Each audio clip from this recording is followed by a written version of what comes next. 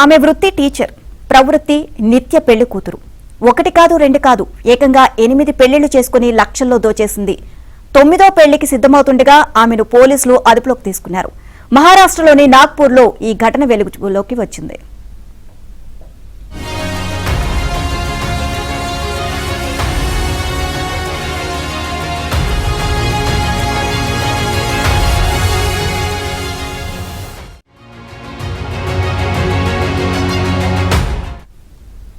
డబ్బు కోసం ముస్లిం సమాజంలోని ధనవంతులు, పెళ్లైన పురుషులను లక్ష్యంగా చేసుకున్న సమీరా ఫాతిమా మ్యాట్రిమోనీ వెబ్సైట్లలో వారి వివరాలు సేకరించి ఫేస్బుక్, వాట్సాప్ వంటి సామాజిక మాధ్యమాల్లో దగ్గరవుతుంది.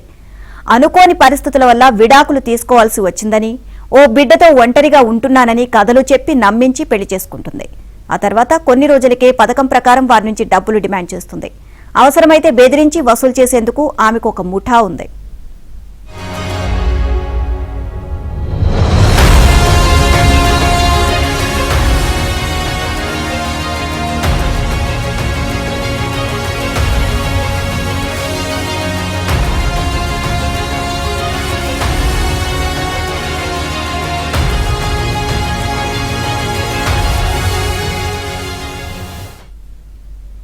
ఇలా గత 15 ఏళ్లలో 8 పెళ్లిళ్లు చేసుకుని బాధితుల నుంచి భారీగా డబ్బు వసూలు చేసినట్లు పోలీసులు తెలిపారు.